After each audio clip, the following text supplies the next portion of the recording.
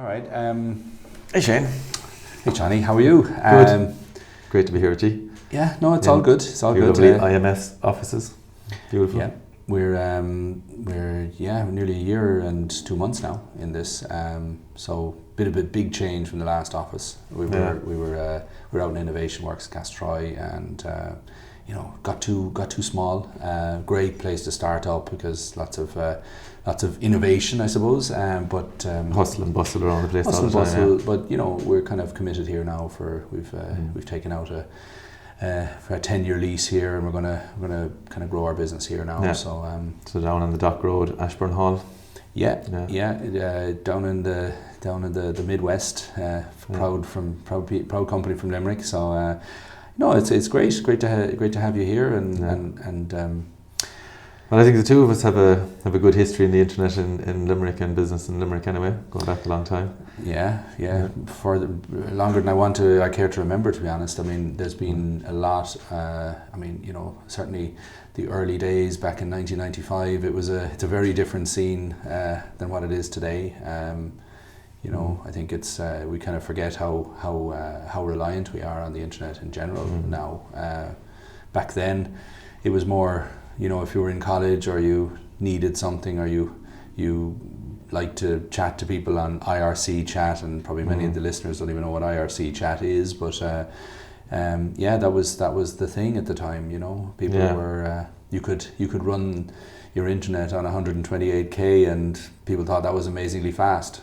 Yeah, dual channel ISDN. So you probably had the first internet cafe here in Limerick, didn't you? Yeah, I think we were second cafe actually in the country. It was a friend of mine beat me to it by about 2 weeks in Dublin, in Temple Bar, Siberia. But we had Webster's Internet Cafe in Thomas Street. Yeah. But we did have a drinks license in our internet cafe, and used to. I didn't know that. Yeah, we did. So it was quite. I suppose it was innovative in that regard, but people would pass by and kind of ask questions. What's an internet cafe? What does it do? We used to give away a free Hotmail account with every £5 worth of, it was pounds at the time, £5 worth of internet, and people would ask, well, what's a Hotmail account? So that was people didn't strange. Have email back then. It was brand new to the scene.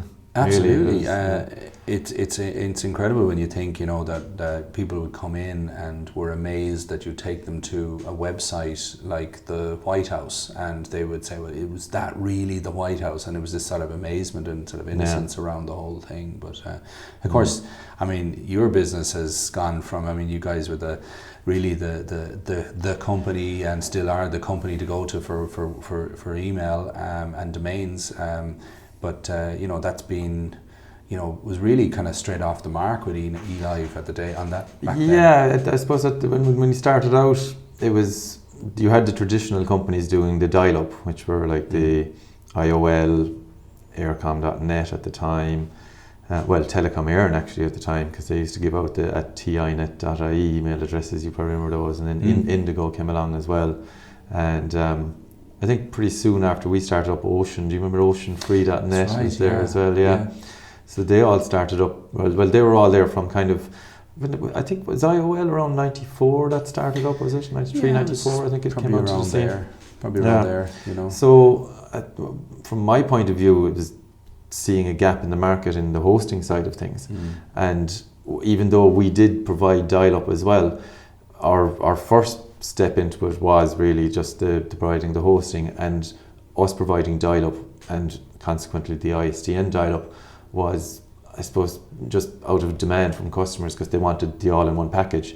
They didn't want to have to do dial-up through one company and hosting and email through another, so they just wanted us to do dial-up for them. So we put in the infrastructure for that as well. So we were kind of competing with the big boys on the dial-up, but I never really saw that as it wasn't a money maker really. It was just an add-on service to the hosting side of things that we were doing, and we were probably the first in the country to start doing the full e-commerce development. So there was no one at the time, and that's kind of where Elive grew out of, was the customers that I was going around to at the time telling me they wanted e-commerce, and that's why we started. So was actually doing the programming in that, and I know my first customer was Stockbite, Jerry Kennelly, and I know we were the first people in the country to set up full e-commerce with credit card payment. There was no other Irish company at the time that had actually got it end to end, as in online actual payments. There was companies set up and they were basically a form that you put in your credit card number into the form, which would come in as an email to the person inside, who was then typing it into a terminal. Right. But this was the first one, and we did that through WorldPay as well, actually. So we became WorldPay partners at the time, and that was the start of it, really. That was the start of it. And well, I suppose it's spotting a gap in the market. I mean, we evolved from the internet cafe scene to kind of doing company support and network support and various things. But internet cafes then kind of changed tack, particularly when smartphones came along and people could have much faster internet in their pocket. They already knew what the internet, but it that then meant that people were pivoting into the using a smartphone and the first Apples. Broadband changed everything as well, really, because for us as well, broadband, like the dial-up market kind of just died a death the very second broadband came in, really. And we could see the minutes falling every month as well. So I presume when people had the speed at home that they were typically getting in, like people came to internet cafes either because they didn't have the PC at home, or that they didn't have the speed. So they were doing it on a normal dial-up, whereas if they came into your place, they had much faster speeds for doing, whether it was research, whether it was students looking up stuff, or it was downloading some bit of information. It was much faster. And broadband kind of changed the game that way, I suppose, really. So it's kind of having the perspective of how fast. I think our top speed was 128k, and that was between 7 or 8. I think we had 14 computers actually in the building. But so when I think back, it's hardly spectacular, but at the time it was. So I suppose we went into the company networks and support there, but some of our customers were student complexes, and they were part of that whole boom, and there was a tax break driving the student complex, the Section 50 student complexes, and part of that you had to provide 64k per 30 students, and that was the standard bit written into the condition to actually get the tax break. And that was something which somebody approached me and said, well, could we do this? What's it about? How do we connect this up? And we said, oh yeah, it's kind of like an internet cafe in a way, and we ended broader up, scale. So you're going for your fractional primary or full primary ISDN. Well, it was, but we were in DSL land at this stage, and we were in lease line land. It was, it had moved, that direction. So we ended up putting in student complexes, and again, the technology that was required needed to be quite robust. It needed to be able to handle a relatively large number of simultaneous connections, and of course, your students, which love to, try and figure out how they can get things for free and how to get into networks. And that's I was one of those students, so we were up for that. We had our countermeasures, etc. But ultimately, that market then moved towards, for us, moved into multi-dwelling unit apartment complexes, and extending the technology from the student complexes into those. We became the largest off-campus student accommodation provider for technology in the country, and ultimately we were in the middle now of boom time Ireland and construction, and this meant that we were using the skills that we had in the original in the student complexes, and we evolved into hospitality, and we had working in hotels, and hotels saw the internet as the business user, the connection with the dial-up or the connection with the Wi-Fi, but it's in the lobby only. And it was changing at that stage towards providing internet in the bedrooms and in other areas around the hotels.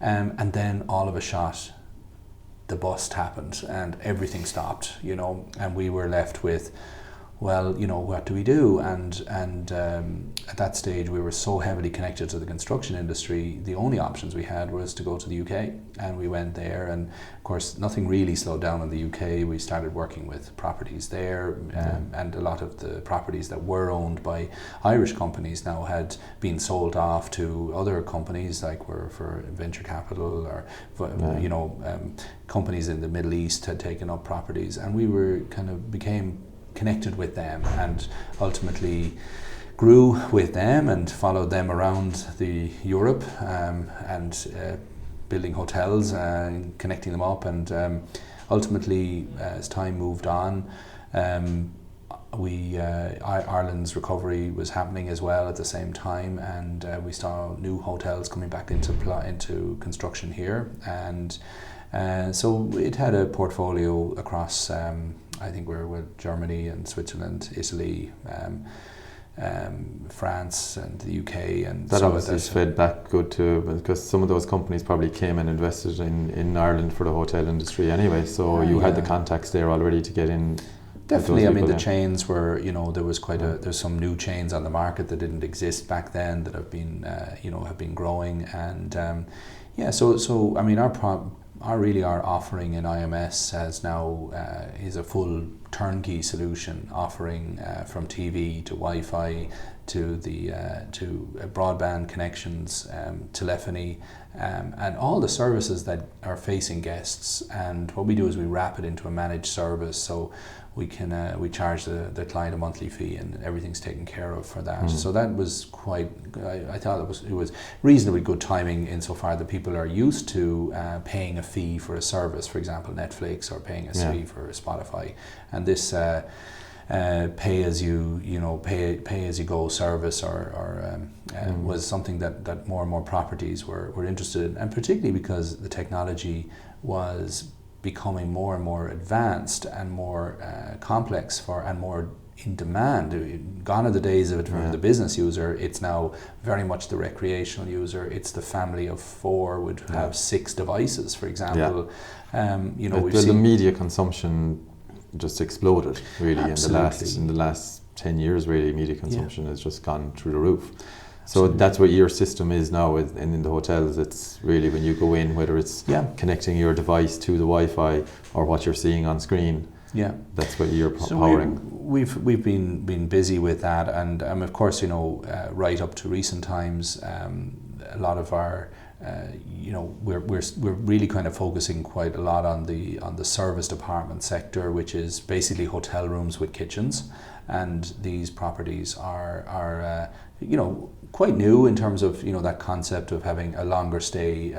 It's not an apartment, but more of a serviced hotel room which has a longer tenancy, and again very specific requirements that these guests need. They generally bring their Xboxes. They generally have other requirements, their speakers and things like that, which you wouldn't necessarily have in a hotel. So IMS has kind of pivoted into different areas, and of course, right now there are newer challenges and new challenges coming down the track in terms of right up to current the current day, which is that we're seeing a shockwave now coming into the market where people are travel is reducing, particularly with the issues around the COVID-19 virus, and so this is again presenting new challenges for the market.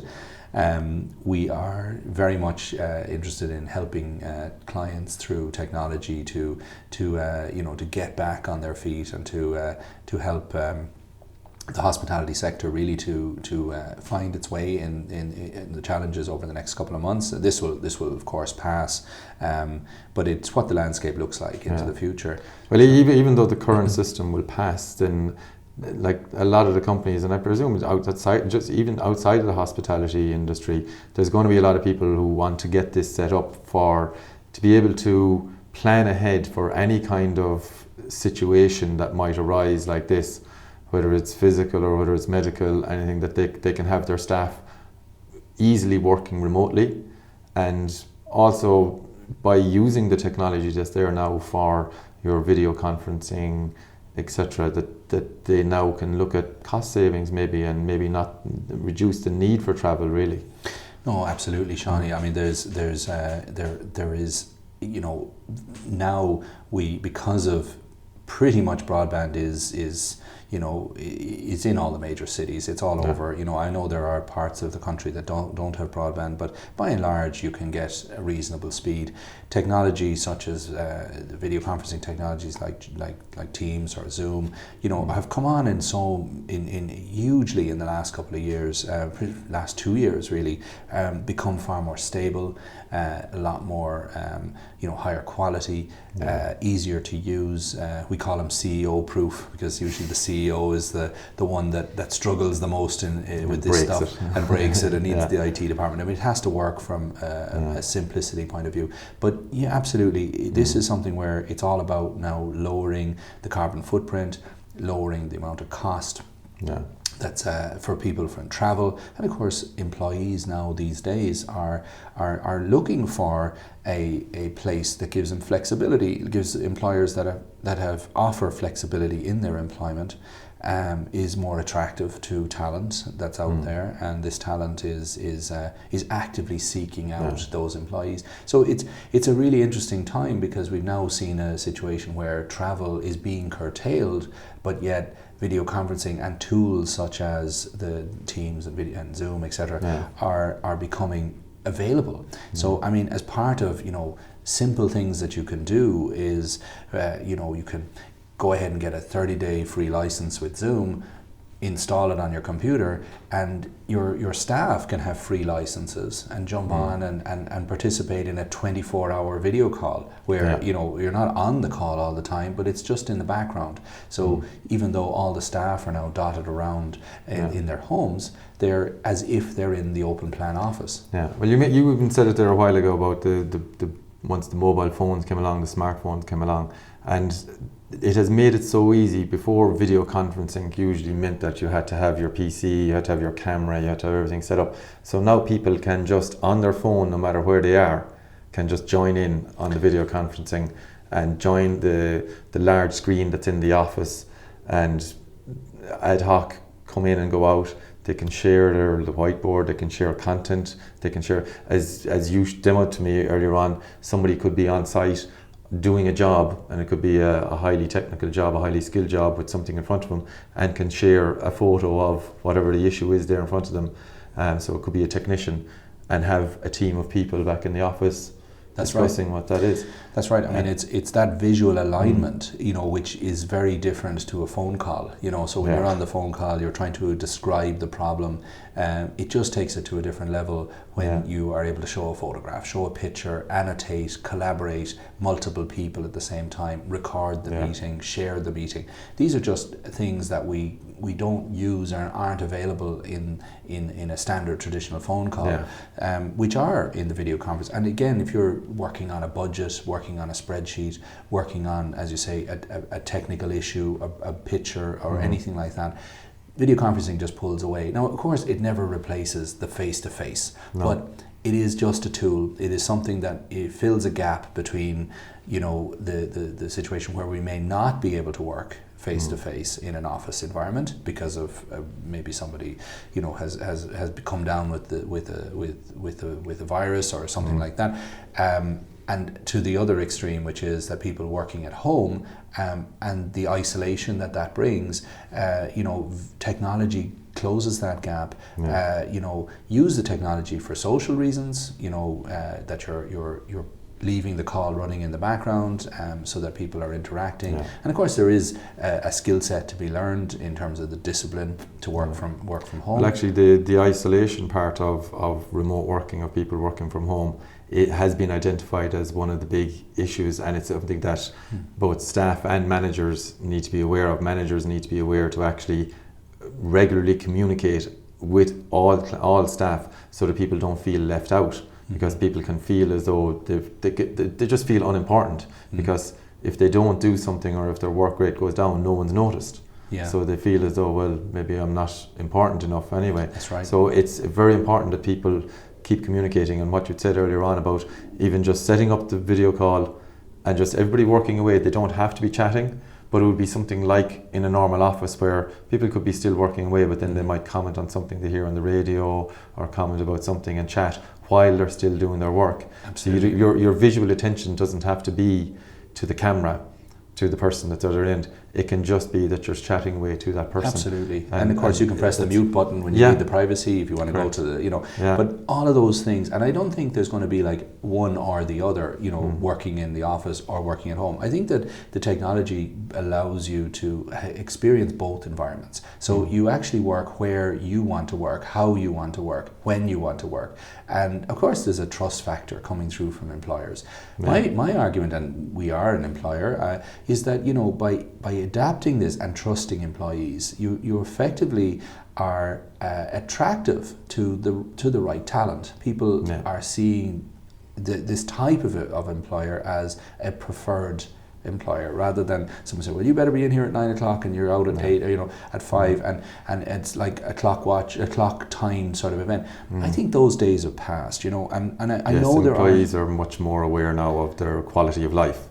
Absolutely. They want to have that quality of life. So flexibility is the big thing for a lot of people nowadays. And I mean, of course, there are sectors that that can't use video conferencing. Like, for example, somebody working in a restaurant. They physically have to be there, and that's part of it. Someone working in a manufacturing role or a job like that. But there are lots and lots of jobs, and particularly in the services, and the consultancy, accounting, solicitors, that type of thing, where video conferencing is something that can solve problems. And again, as I say, it's not one or the other. It's a flexibility, and there are some very low cost ways to do it now, and very reliable ways. Very good. So I mean, to the future, we're it's certainly. It's exciting times. It's certainly interesting to see the new challenges that are coming down the track. Challenges that I'm sure a lot of companies weren't expecting. But this stuff is temporary. It's a journey, and there are. I think I'm a firm believer that out of every challenge there are opportunities. Opportunities for companies to embrace new ways of doing things, new techniques. We come back out stronger, better, and sure, it'll be tough on it is tough on several companies out there right now, on several sectors, and particularly in the hospitality is really with it's a major one. It's a major, and the airlines, But on the other side of that coin is that I think there'll be I'm hoping really would be a massive promoter that we've got that I think this year is going to be a boom time for staycations. I think people were going to stay in Ireland, and I would highly encourage that people get out there and support the businesses and the industry that's out there. We throw on the green jersey and support local. And support local. Yeah, exactly. Because they're going to need it. They're going to need it. Absolutely. Absolutely. They need our local population to get out there now. I mean, you guys have moved towards a branding and web development technology. I mean, is that how is that working out for you guys now? It's working out quite well. It's still early days for us, really. As I say, traditionally we've just been in the hosting and kind of software side of things. But now going into the design and branding, it's a new step forward for us.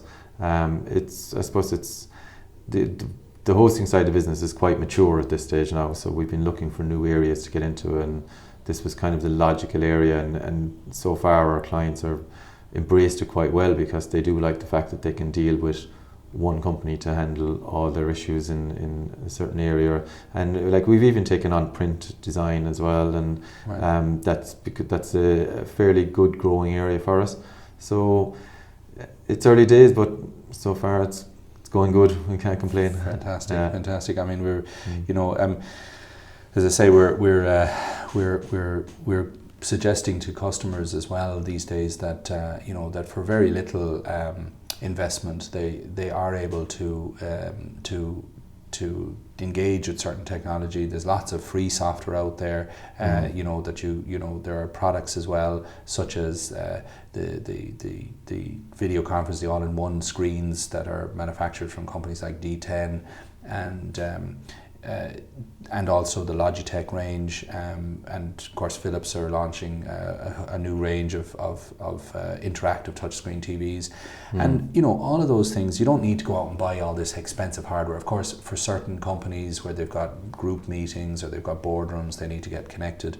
It's the perfect choice for it. But just getting up and running straight away, I would just go out and get a one of the products such as Zoom, take up one license, and everybody else then is on free, and they can and effectively it's a great backup plan. So in the event that for some reason people can't come into their office, somebody is someone has come down with the flu, they can't come in.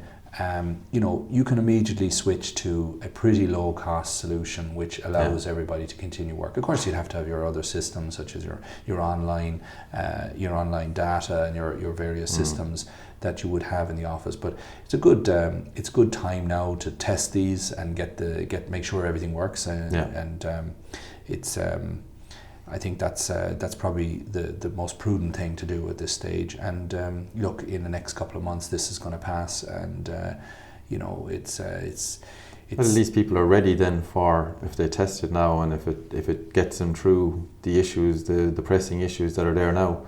As you said earlier on, they'll find new ways of doing things. They'll find new ways of actually stuff they might not have considered. They're being forced into it now, unfortunately, but.